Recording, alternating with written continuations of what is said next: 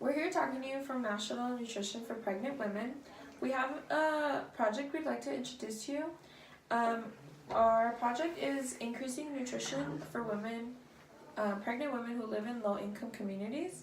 Our overall goal is to increase nutritional levels in expecting mothers that live in low-income communities. We'd like to present you with 3 activities that we've come up with. Personal, behavioral, and environmental factors go into all these activities, and we'd like to work on improving these. So our first one is a free seminar on understanding nutrition in pregnant women. The second one we'll be presenting is a free cooking class on how to cook balanced meals on a budget. And our third is a grocery store guide for how to stretch $1 at the grocery store. Okay. Just go. Okay, some of these assumptions about eating healthier is that eating healthy is expensive, nutrition isn't important, and why should I do it? So we came up with these interventions to show people that it can be fun, you can do it, and kind of understanding the basic nutrition guide for people who are pregnant, if you're a family or if you are the mother. So some of the inputs that we will need for these 3 interventions will be a dietitian, a location to hold all 3 of these, transportation for everyone who is attending the free events, advertising to gain people to come to these seminars. We need staff to help guide them, maybe food as well for the cooking classes, and maybe at the grocery store, maybe getting a free goodie bag of all the things they learned there. Then we need money, time, and a chef. So for the environmental one, we had a grocery store guides about how to stretch $1. This is pretty much maybe expecting mothers to gain insight on how to effectively grocery shop on a budget but still fulfilling nutritional needs.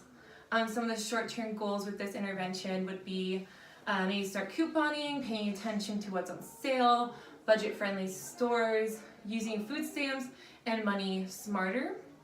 Then some of the long intermediate goals would be practicing money saving tips regularly and buying more nutrient-dense foods than they're used to buying. So kind of using what they learned in the grocery store seminar and having hands-on activity and actually taking them to their local grocery store and showing them how to shop where they live would be an effective way. Next was the behavioral. Did you want to do that one? Go ahead. All right, okay. So a free cooking class on how to cook balanced meals on a budget. This is probably key since it is coming from a low-income family. You want to show them how they can cook effectively. So some of the outputs would be people affected by pregnancy can cook and eat nutritious meal at a low cost.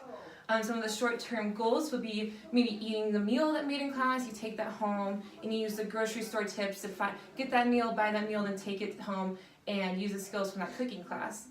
And then you have learning basic skills of cooking, and then maybe some intermediate goals would be practicing new recipes that are nutrient dense and improving food choices daily.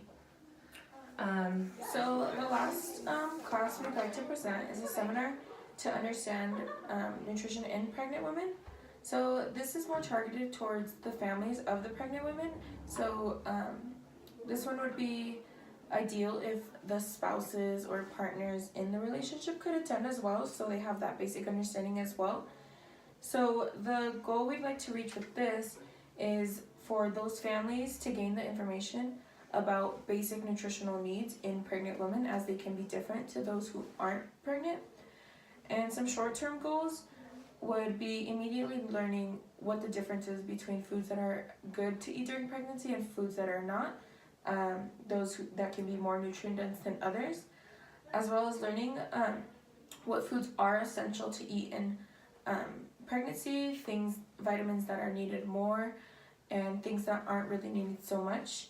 So we could also apply nutritional knowledge to these daily lifestyles while these women are pregnant, and having the spouses there could help them and support them in their daily choices as well.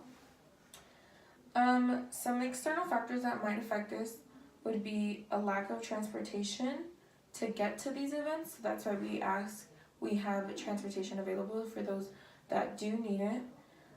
Lack of money. This would go for when we do teach how to shop at the grocery store.